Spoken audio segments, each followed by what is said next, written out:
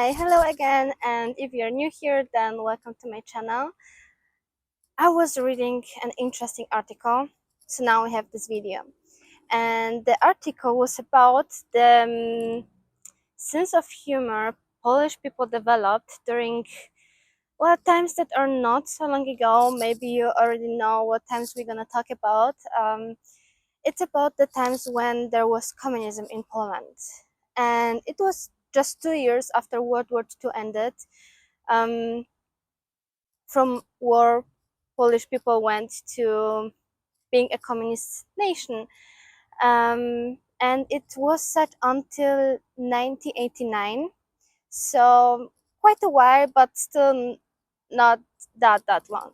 So I was reading this article, as I said, and it was about the sense of humor Polish people had. But before that, I think I should give you some context, how life used to look like back then. But before that, I just wanted to tell you a fact I read and I didn't know about it. The train station, the central train station in Warsaw, was built in 1,100 days, and it was supposed to take longer, but the construction was sped up due to a quite important visit. And the visit was in 1975, when the Soviet Union leader Leonid Brezhnev, North Korean leader Kim Il-sung, and the Polish leader Edward Gierek visited Warsaw, and they could see the train station only 2 days after it opened. So quite fresh. And the train station was always supposed to be this ultra modern building, to showcase the capabilities of the communist Poland. So next to the train station, actually just across the street, there is another building that to some is quite controversial, and it's the Palace of Culture and Science. It is considered controversial because it was a gift from the Soviet nation to the Polish nation. So some people say they are reminded of those times.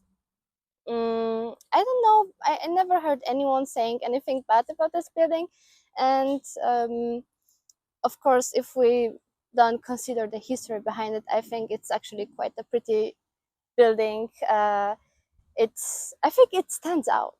And since we are already in the city center, not far away, there is a museum that shows you how people during those times used to live. And of course, I went there together with my sister. And let me tell you, I was surprised. I was surprised because it felt so familiar. I mean, I was born when Poland was already a democratic country, but the objects that were there, they were still in my house, in the house of my grandparents, so they were not new to me. When we first went out, we could see, the old radios, the typical day-to-day, as daily items, like vacuum cleaner.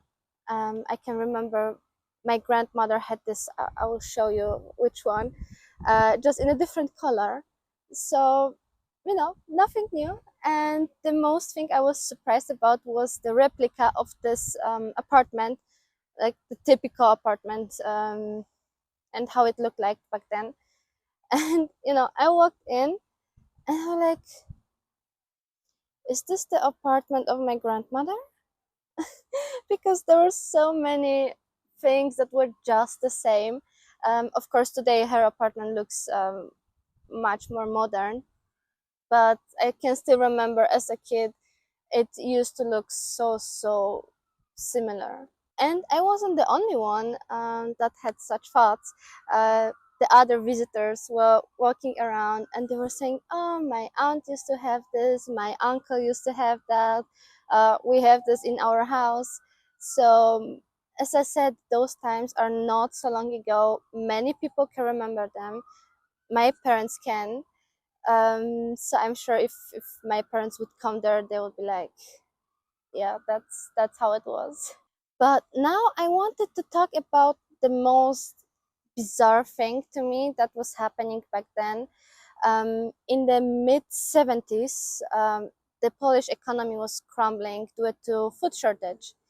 So there were ration cards. You got ration cards and you could go buy with them. But the thing is, when you went to the store, you didn't go to buy what you wanted.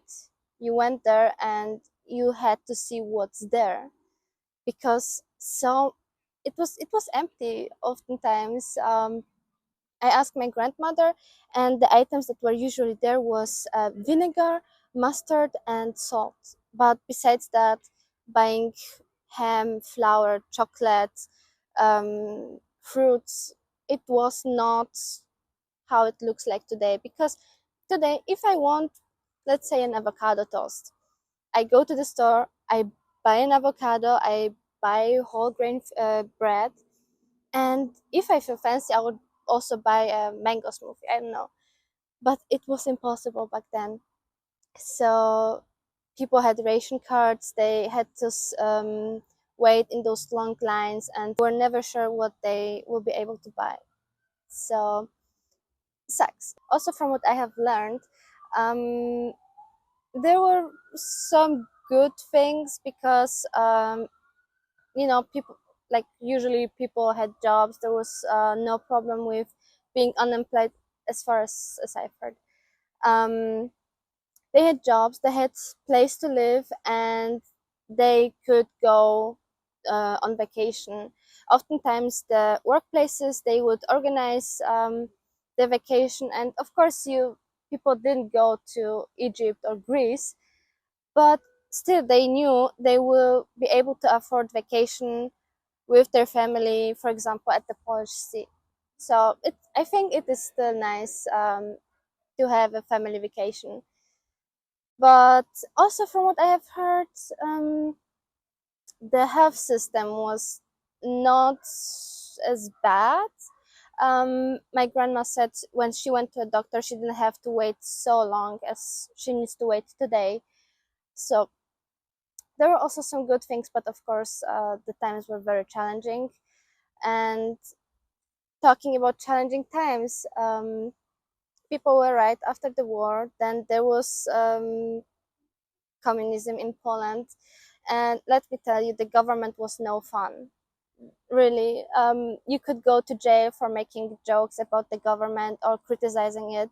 So people didn't want to go to jail for a stupid joke, and there was a lot of censorship. So it was hard to have fun. So, as I said at the beginning of the video, people had very refined sense of humor. And what I mean by refined, they couldn't make fun of the government directly, so they had to learn how to read between the lines. So, people said the joke, no one said it directly, but everyone but the government knew what you're talking about. So it was a very direct, it was a very indirect sense of humor. And I was watching the cabarets from back then, and I think the most popular was Cabaret Tay, with Smoleń and Laskovic, if I remember it correctly. And I watched it, and it was fun. It was fun. Like, you could still understand what they're talking about if you know how life used to look like back then.